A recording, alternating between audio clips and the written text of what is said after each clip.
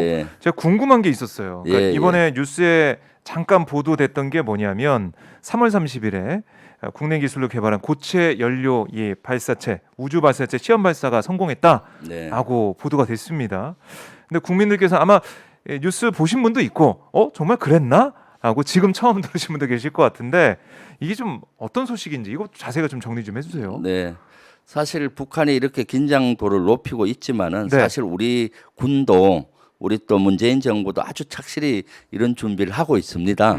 그 중에 대표적인 것이 지난주에 고체 연료를 이용한 우주 발사체 시험 발사를 성공했습니다. 네. 이것은 군 밑에 보면은 국방과학연구소 ADD가 있습니다. 아. 여기서 이제 개발을 했고 예. 국방과학연구소 주관으로 이제 실험을 지난주에 서해안에 가서 서해안 바지선을 이용했는데 해상 발사제죠.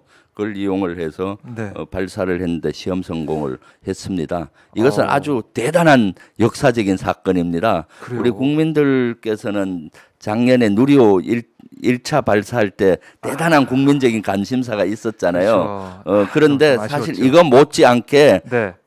누리호는 액체 연료를 이용한 우주 발사체고요.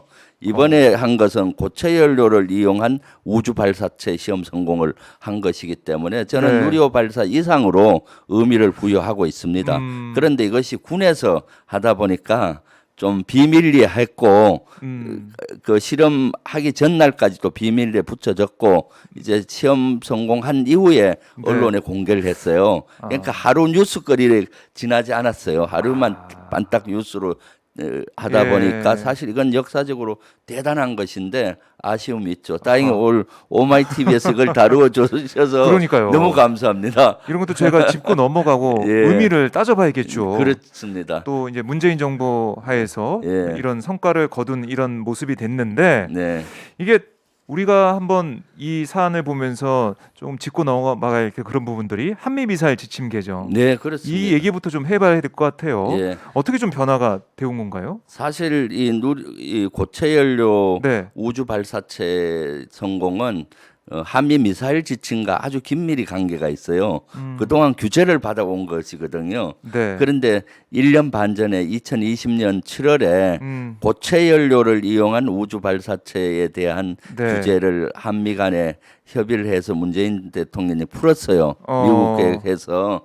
그럼으로써 1년 반 만에 이걸 사격을 해서 네. 성공했지 않습니까? 아하. 그래서 지금 이런 것들은 다 한미 미사일 지침과 연관이 돼 있습니다. 그래서 한미 미사일 지침을 이해하시면은 우리 미사일의 발달사, 우주의 발달사, 또 드론의 발달사 이런 걸 다 알 수가 있어요.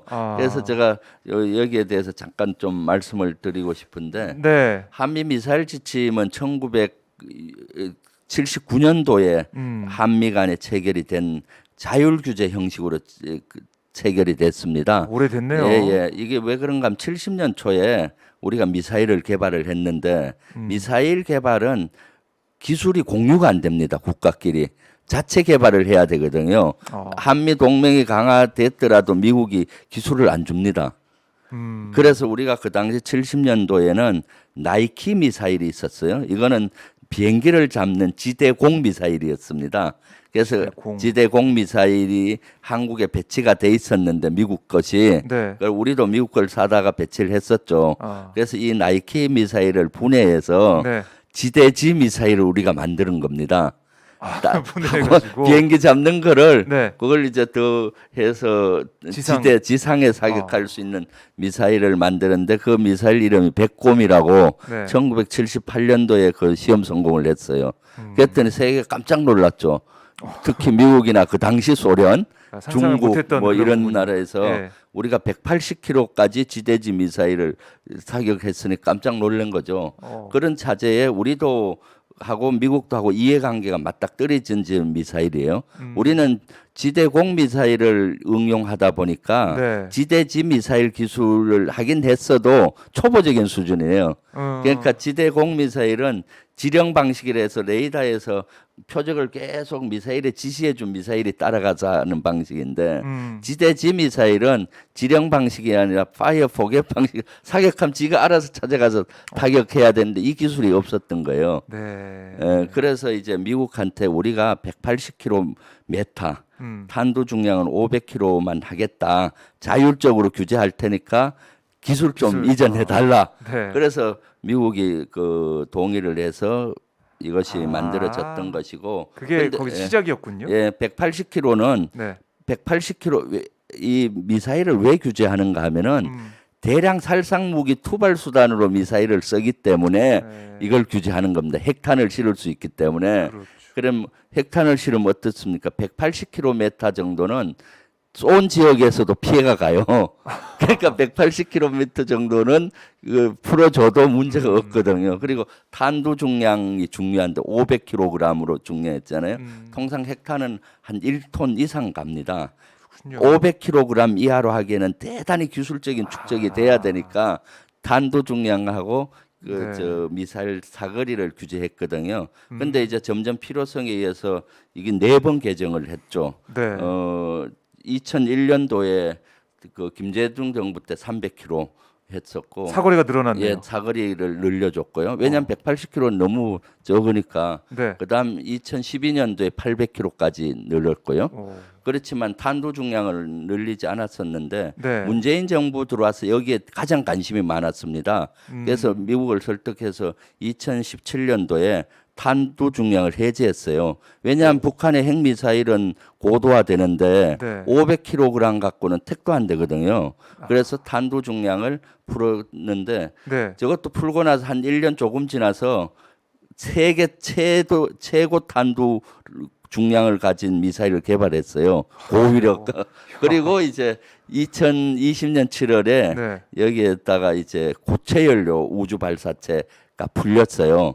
왜 액체는 풀었었는데 고체를 왜 규제했는가 하면은 네. 고체 우주 발사체는 바로 미사일로 전환이 가능하기 때문입니다. 그래서 ICBM이라든가 이런 걸로 바로 전환이 가능하게 되는 거거든요. 아, 그 연료에 따라서 예, 전환할 수 고체는 있는. 액체로는 바로 무기화하기에는 좀 무기화할 수는 있지만 많은 단점이 있고 고체는 바로 무기화할 수 있기 때문에 규제를 했었던 거죠. 그리고 네. 이제 작년에 미사일 규제를 완전히 푸른 거죠. 와, 그럼 그래서 사거리나 사거리, 이 탄도 중량 중량 그리고 같은 거군요. 예. 그리고 이런 미사일 지침 속에는 사실은 미사일만 있는 게 아니라 3가지를 규제했어요.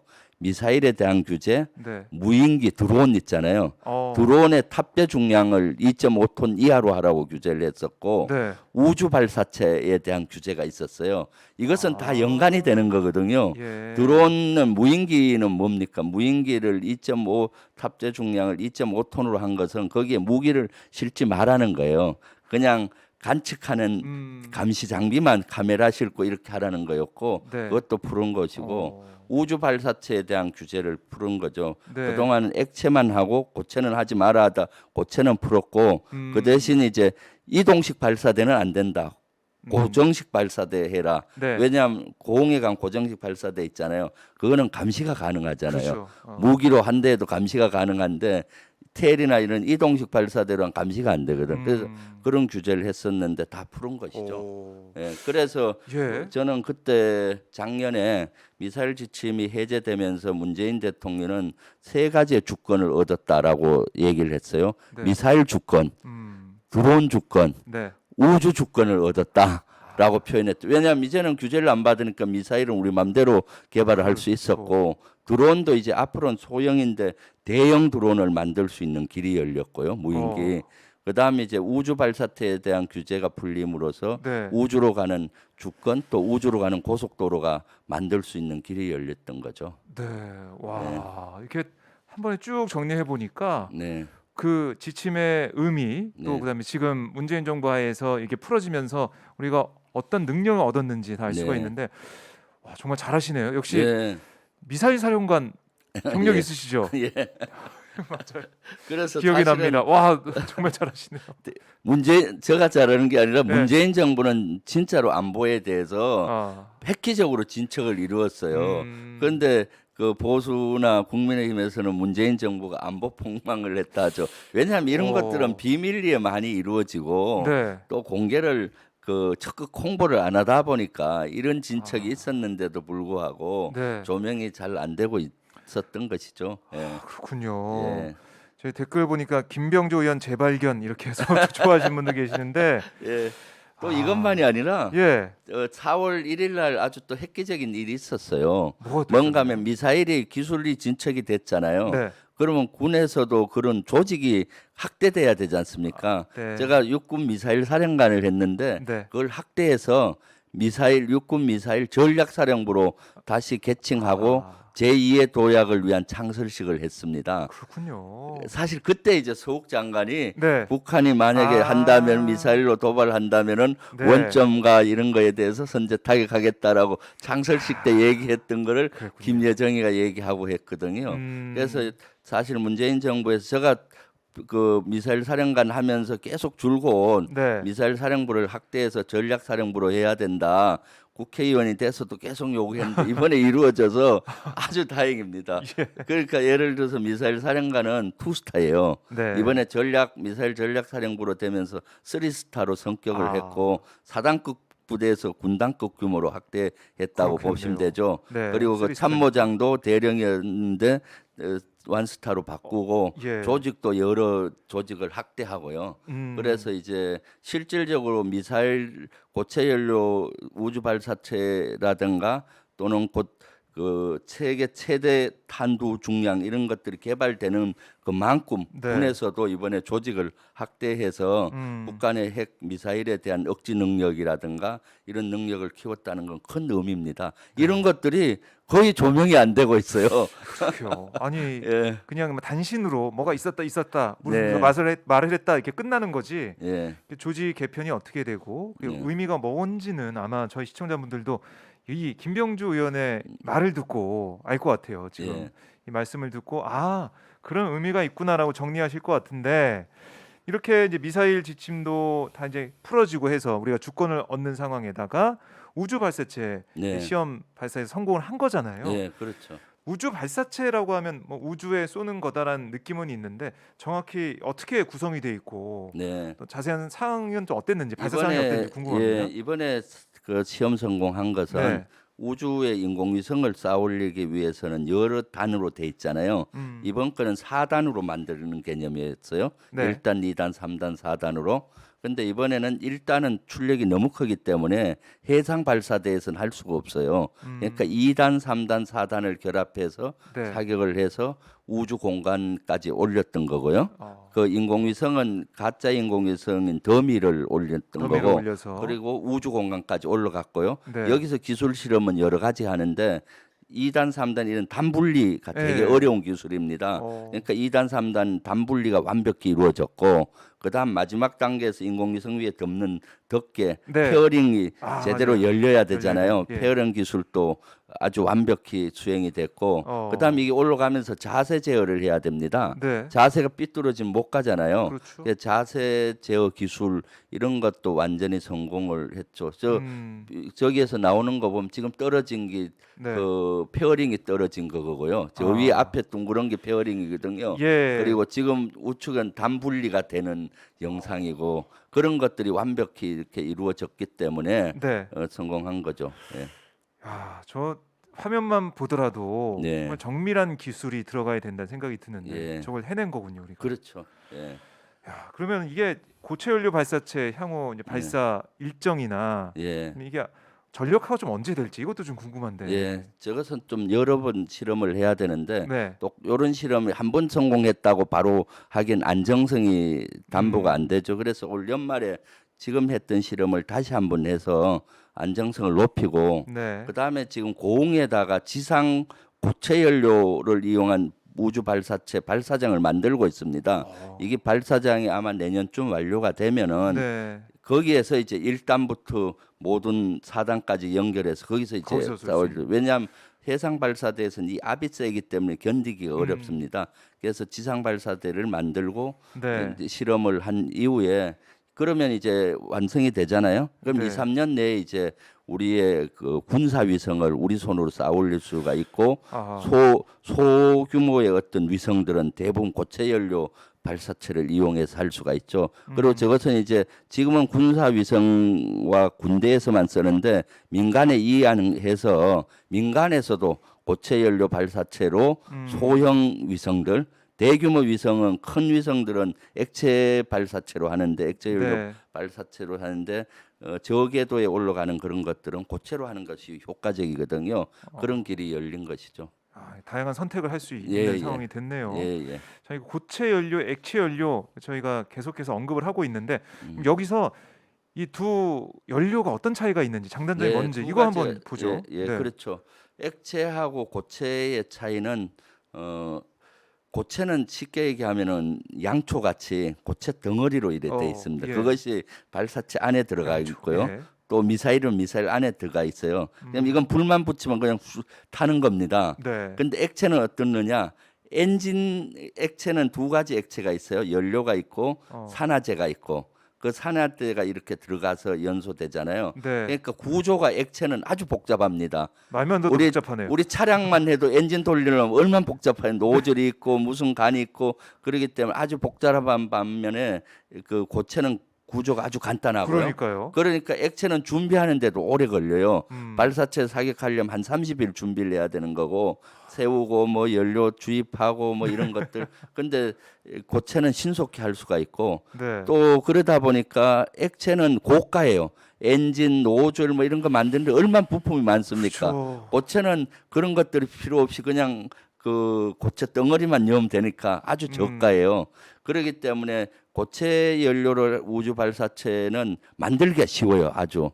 네. 그래서 또 무기로 바로 무기로 전환이 될 수가 있고요. 그렇죠. 그런 반면에 이제 액체도 장점이 있죠. 왜냐하면 출력이 아주 세게 할 수가 있고 출력을 조종할 수가 있어요. 액체들을 좀 적게 넣어서 할 수가 있고 네. 그래서 아주 중궤도라든가 정지궤도에서 고도가 아주 높은 궤도로 올라갈 때는 주로 액체 연료 발사체로 출력이 하고요. 세니까. 그리고 위성도 큰 덩치 위성은 액체로 하는 거고 네. 그다음에 소형 위성이라든가 적게도 한 500km까지 올라가는 500km까지 올라가는 거는 이제 고체로 많이 하죠. 그래서 사실은 또 이 두 가지를 하이브리드로 할 수가 있어요. 그래요? 액체 고체, 액체 고체로 할 수가 있기 때문에 이런 연료가 이제 고체 발사체가 성공함으로써 네. 우리가 발사체에 대한 획기적인 진척을 이룰 수 있는 길이 열린 것이죠.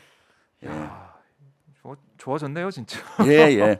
그래서 우주로 가는 고속도로 네. 개통 직전이라고 제가 표현을 하는 겁니다. 우주로 예. 가는 고속도로 예. 개통 직전이다. 예. 그게 이제 발사대도 공우주 발사체에서만 했잖아요. 네. 이번엔 해상 발사대에서도 실험적으로 성공한 거고 나중에 공중 발사체도 하고 이동식 발사체로도 할 수 있고 네. 연료도 다양하게 할 수가 있기 때문에 예. 이런 것들이 획기적으로 발전할 수 있는 길을 열었죠.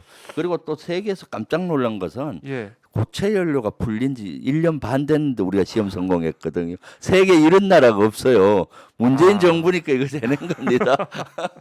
예. 자부심을 가져야겠네요. 네, 그렇습니다. 대단히 대한민국. 자부심을 가질 필요가 있고 네.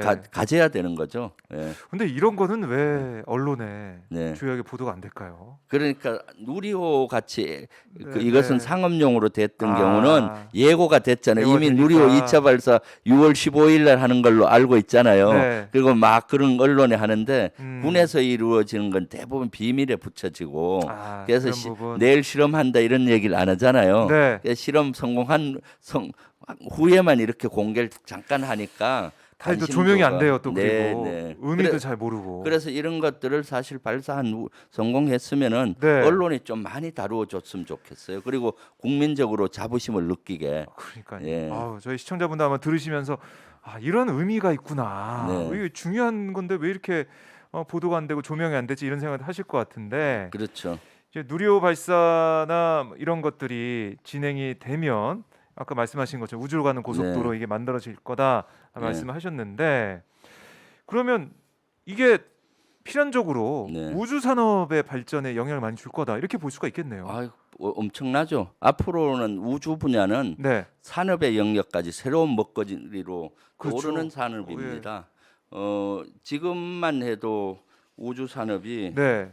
한 올해 잠깐 어마어마하죠. 계속해서 예, 늘어나고 있죠. 산업 자체도. 합니다. 지금 예. 2022년도만 해도 500조 산업 규모거든요. 예. 근데 2040년이 되면 1000조 산업으로 크기가 커지고요. 두 배로. 우리 대한민국도 10년 후면 한 30조 산업으로 커지는 겁니다. 네. 우주 공간은 그동안은 과학의 영역이었는데 그렇다 안보 영역으로 확대되고 이젠 산업으로 영역으로 확대됩니다. 그러니까 우주 공간에 다양한 위성을 쌓아 올리고 네. 또 궤도선이라든가 탐사선 이런 것들을 또 운용하고요. 또 우주 여행까지 실현을 시키잖아요. 아. 그러니까 그렇게 하기 위해서는 발사체가 아주 중요하고 쌓아 올려서 거기까지 가야 되니까. 그다음에 우주 공간의 다양한 위성을 통해서 네. 우리 삶을 풍요롭게 하고 있죠. 지금 우리 우주 산업을 하기는 네 가지 의미가 있어요. 우리가 지금 삶에 풍요롭게 하고 있거든요. 네. 인공위성을 통해서 우리가 운전할 때 내비게이션을 이용하고 이런 방송도 우주에서 있는 통신위성을 통해서 제한 없이 하는 것이고요. 그렇죠. 이런 삶을 풍요롭게 하기도 하고 앞으로는 이제 자원을 또 우주 공간에 있는 여러 행성에서 가지고 오는 탐사선들이 유행할 수도 있고 네. 우리 역사를 우주의 역사를 알아낼 수도 있고 또 제2의 우리 지구를 찾는 노력도 하고 있어요. 그래서 우주는 무한대로 발전하는 영역입니다. 그래서 500년 전만 해도 우주는 500년 전만 해도 해양을 제패하는 나라가 강대국이었잖아요. 네. 포르투갈, 스페인, 영국이 그랬고요. 그렇죠. 지금은 우주를 선점하는 나라가 강대국입니다. 그래서 어허. 이런 우주 선점에 대한 강대국끼리 또 선진국끼리 경쟁이 아주 치열하게 벌어지고 있습니다. 이제 여기에 우리가 적극적으로 뛰어들 수 있다는 것은 대단한 기회이고 네. 대단한 것이죠. 아, 이게 쭉쭉 뻗어나가서 네. 우리도 우주 강국에 좀 끼일 수 있으면 좋겠다는 생각이 드는데 네. 어떻게 예상하십니까? 앞으로의 전망. 앞으로 여기에 대해서 사실은 국가적으로 아주 여기에 온 힘을 쏟아서 해야 됩니다. 지금까지 우리 당하고 문재인 정부에서도 여기에서 대단히 노력을 했습니다. 네. 사실 작년 누리호 발사를 기점으로 또 한미 미사일 지침 해제를 기점으로 이런 분위기가 됐어요. 그래서 작년에는 우리 민주당에서도 항공우주방위산업 TF를 구성을 해서 우주로 이렇게 여건을 마련을 정치권에서 해줘야 되지 않습니까? 네. 그래서 법부터 개정을 했어요. 우주개발진흥법을 개정해서 우주를 관장하는 기구가 국가우주위원회예요. 우주위원회가 가기 정통부 장관이 위원장이었는데 국무총리로 격상을 하고 네. 모든 행정부처가 통합된 노력을 하도록 작년에 바꾸었고요. 그리고 우주와 관련된 예산을 원래 대부분 증액을 해줬죠. 네. 그리고 이제 각 기관별로도 이제는 기구를 많이 편성해야 되겠다. 가기 정통부 밑에 조직을 좀 더 확대하고 우주 관련 또 우리도 나사와 같은 우주청을 만들어야 되겠다는 여론이 만들어지고 있고요. 네. 군에서는 우주사령부를 만들어야 되겠다 이런 것들을 했고 사실 지난번 이재명 후보님 공약에도 제가 였었어요 우주사령부. 그렇군요. 그런데 그런 것들을 만들어져야 되는 것이죠. 네. 그리고 이제 다음부터는 이제 이런 것들이 군이나 정부 주도로 되지만은 민간과 같이 가야 됩니다. 그래서 산학연이 같이 갈 수 있는 이런 분위기를 지금 만들고 네. 있는 것이죠. 그렇게 하면은 우리도 우주 선진국에 비해서는 지금 초기거든요. 그렇지만은 빨리 따라잡아서 우리도 우주 선진국으로 발돋움할 수 있는 길이 열리는 것이죠. 네. 그렇게 하기 위해서는 국민적으로 여기에 대해서 관심을 좀 많이 가져 주셔야 되는데 그렇습니다. 언론에서 이런 것도 많이 조명을 해 주셔야 되는 거죠. 그래야 이제 여론이 형성이 되고 예산이 증액되고 이렇게 되지 않습니까? 그래서 예산도 오늘 중요하고. 오마이 TV 너무 고마워요. 이거를 다루어 주셔갖고 네. 아유, 중요한 그런 이슈고 아젠다니까 저희가 당연히 네. 다뤄야 되는 거고 특히 예, 미사일 사령관 지내신 예, 김병조 의원이 직접 설명해 주시니까 예. 저희 방송 보시는 분들도 아 이런 의미가 있구나라고 말씀하시면서 박수를 보내주고 계신 것 같아요. 예. 제가 10년 전에 미사일 네. 사령관 할 때 그때 미사일 사령관으로 취임하면서 바로 비전을 바꾸었어요. 미사일 하면 대부분 분들이 느끼는 것이 무기 체계로만 그렇죠. 아시더라고요. 네, 네. 무기 체계로. 미사일은 무기 체계를 넘어 우주 시대를 여는 무기 체계입니다. 왜냐하면 미사일 앞에다가 인공위성을 달면은 우주 발사체가 되고 폭탄을 달면 미사일이 되는 거예요. 그렇기 때문에 그때 저는 비전을 우주 시대를 앞당기자. 아, 우주 시대를 그때는 아직 우주를 못 열은 거죠. 우주 발사체를 못 만들었으니까 우리 그런데도 힘으로 비전을 예, 세우고 비전을 계시- 세우고 그때 예. 이제 군뿐만 아니라 그 여러 기관들을 모아서 주기적으로 세미나도 하고 네. 했던 기억이 나고 그래서 저는 우주에 대한 것은 그 이후에 지속적으로 네. 관여하기도 하고 또 홍보도 하고 또 정치권에 들어와서는 우주와 관련된 일을 많이 하고 있습니다. 네. 예. 우주 홍보대사 예. 느낌이 나는데요. 자, 저희가 언젠가는 오마이 TV 생중계를 김병주 의원과 함께 우주에서 한번 우주 여행도 이제 그 우주 여행 시대가 곧 열리고 있죠. 네. 우주 지금 이제 미국에서 막 하고 예, 있잖아요. 예. 우주 여행의 개념을 잠깐 얘기하면은 네. 전에는 우주 정거장이 있는데 우주 정거장은 아주 그 상당한 높이에 떠 있어요. 네. 그까지 갔다 오는 개념을 우주 여행으로 잡았습니다. 2000년 초에 그렇게 하려면 1년을 훈련을 해야 돼요. 우주 정거장까지 가서 도킹하고 그래요? 영화에 보면 그 안에 들어가서 한 네, 일주일 네, 살다가 네. 나오고 하니까 무슨 장비가 고장 나면 스스로 고쳐야 되잖아요. 그런 개념으로 있다가 2010년 경부터 바뀌었어요. 네. 굳이 그까지 어렵게 갈 필요 없다. 우주 느낌. 초입만까지 가면 된다. 무중력 우주의 느낌 느끼고. 공간이 100km 정도가 우주를 공간이에요. 그 정도 가면은 우주를 다 볼 수 있으니까 간다는 개념이 바뀐 거죠.